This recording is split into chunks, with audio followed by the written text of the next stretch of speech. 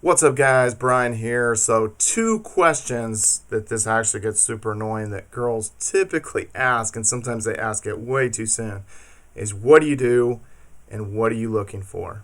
Now, there's reasons psychologically why the women ask these questions so fast, and there's reasons why guys don't like these questions. And so, whether you're a male or female watching this, I think you can all benefit from this. So, what do you do? So, from a men's perspective, if a woman asks this too fast, they sound like a gold digger. It's like, are you trying to means test me and try to determine, like, if I say I'm an engineer, I'm a computer programmer, you're going to assume that I make a lot of money. If I'm a doctor, I make a lot of money, and then that's going to be right for you.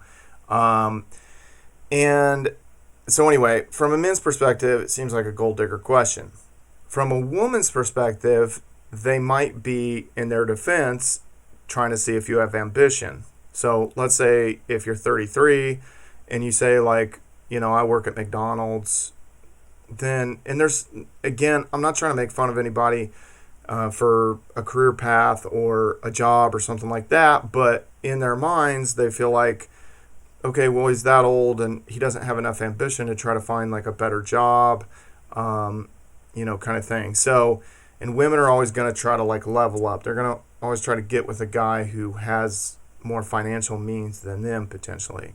Usually. I've seen it happen the other way. I've seen an orthopedic surgeon marry a guy who was a part-time personal trainer, and I've seen that type of thing happen, in multitude of different ways. So anyway, the other question is, what are you looking for? Now, for men, this is annoying because it's just like, we're more chill about it. We just want to hang out, kind of see where it goes, see how the vibe is and stuff like that.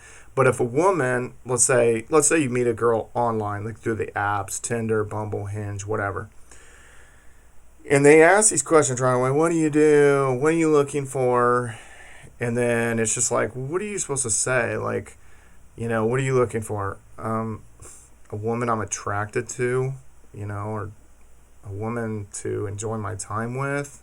That's the way men look at it. But a woman is like, are you looking for a long-term relationship? It's like, well, I don't know. Like, we have not met. We don't know what kind of vibe there is. We don't know if we're, gonna laugh and enjoy our time and stuff like that together. We're just meeting up for like ice cream or coffee or something like that.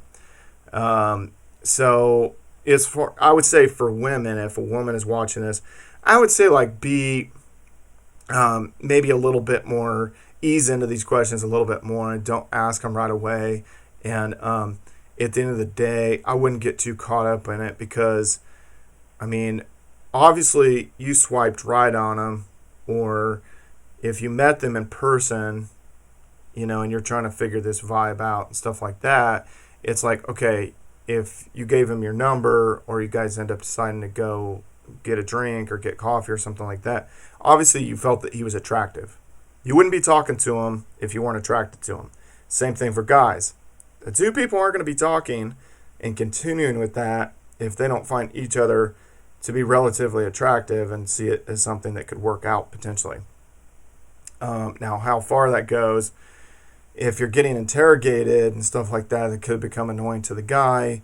And then it also, could, depending on the answer, it could throw off the girl, because there are some times where a girl asks that, and I've been asked it like over and over and over again, right in a row, like in a span of like a week or two or something, by multiple girls, and I'll just get sick of it and be like, if they say, what do you do? And I'll just say, I live the dream. And that's typically not a good answer. Now, sometimes I might laugh at that and like, oh, yeah, you do? And I'm like, yeah, I just got back from Thailand, blah, blah, blah, and so you become an enigma, or you become a curiosity to them. And so that can work in your favor, but 80% of the time, it typically doesn't. But a lot of times when I say that, a lot of times I'll say it to the girls that are kind of on the fence, more borderline and stuff. And it's funny how just different verbiage or different, different wording can put different things in different girls' minds. If I say that I'm an IT consultant, then to some girls that's kind of a positive, and to some girls they don't really know what that means. But if I said, I'm an engineer for Microsoft, I'm a software engineer for Microsoft, then that kind of makes it sound like, oh, he knows about computers and he works for Microsoft. He's going to be able to take care of me or something. So, but again, to the women out there, it makes it seem guys don't like gold diggers. I'm going to put that right there. If you want to see how much guys don't like gold diggers, then get on YouTube and look up some gold digger pranks. And a lot of them are staged, but you see the view counts are way up, and the way people like comment and stuff like that. Guys like to see gold diggers get shot down or get, pretty much like slapped in the face, essentially. Not physically, but they like to see gold diggers be exposed. And, just in general, guys don't like gold diggers. And most guys aren't going to put up with gold diggers, even if, let's say there's some age difference. A girl is super hot, she's 19 and stuff like that. I'm still not going to put up with a gold digger, even if it's like, well, she's in college and, whatever. She doesn't have as much money or this or that. No. Like, I still, to some degree, need to test her to make sure she's not a gold digger. Now, again, what are you looking for? In a woman's defense, they don't want to waste their time. And the reasoning behind this is because their window to have children is so short.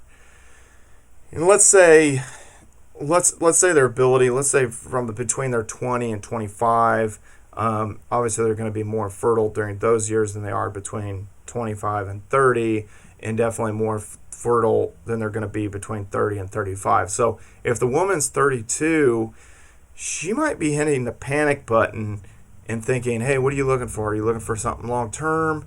Because I'm looking to have kids. I'm looking to settle down, get married, have kids. Now it seems like a little bit of a rush, and it's just like, whoa, slow down. We haven't even met yet.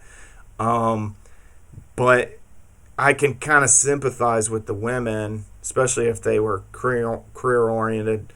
And of course, if they got a PhD or they were like a female doctor, you basically give up your 20s if you're a female doctor.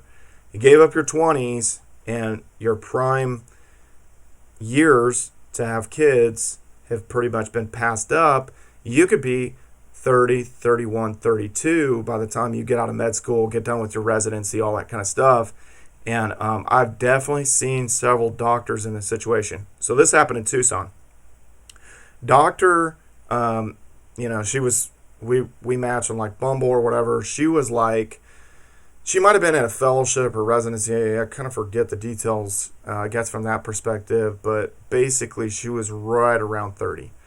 And she was like very quick. She seemed to be like really trying to means test me. And then we met up at this bar, and she was acting like, I don't know about this bar. And it was just kind of a convenient place that was like close in between us. But it was just kind of a whatever little sports bar.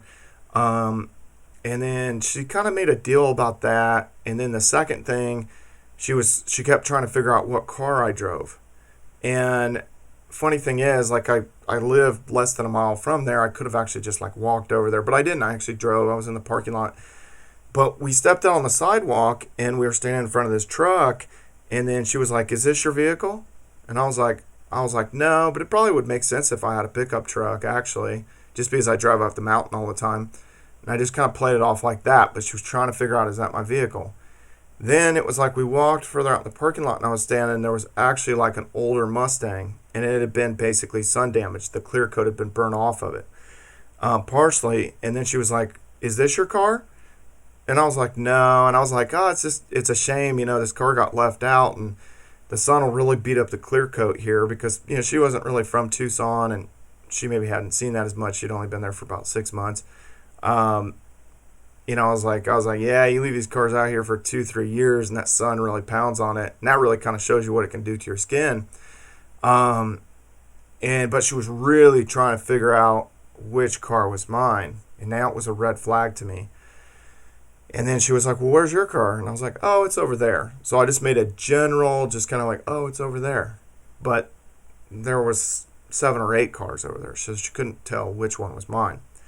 And I always typically do that to test gold diggers because I don't really want them to evaluate me based on a car to evaluate me on clothes. I usually just wear a t-shirt, I wear jeans, that kind of stuff. A lot of times it's like I kind of want to be a little bit more of an unknown entity and just have them to see if they're interested in me based on my looks, my personality, my humor, and just a general conversation. But she definitely, and looking back on it, I think that was one of her issues, that she was so urgent with, like, what do you drive, and like what kind of places do you hang out, because the time was ticking for her. She was getting out of med school. She didn't want to waste her time. But the way she was coming across to me was more like, hey, she's a gold digger. And some guys be like, yo, dude, like, bend over backwards. That's a doctor. You need to hook up with that. She's going to make a lot of money and stuff. I'm not like that. Like, a chick, yeah, she's got to have ambition. She's got to be smart. She's got to be cool. She's got to be funny. She's got to be active. She can't be too prissy. These girls that just kind of go out and they're never willing to camp, they don't work out, that's not going to work for me either. So girl has to be chill. It's not about the money. I would rather have a girl that was, chill, works out, hangs out, doesn't really have tons of money, but is frugal and isn't high maintenance and doesn't buy like all kinds of shoes and purses and stuff like that. So anyway, hopefully that gives you perspective. These are 2 annoying questions, but if you look at it from the other side, I kind of can understand it. And so at some point, you got to kind of work with it, kind of understand like why girls are so adamant about what do you do and what are you looking for. Please subscribe if you guys like this video. What are some of the questions you've heard from girls, and what are some of the situations where you've kind of exposed a gold digger? Anyway, guys, see you later.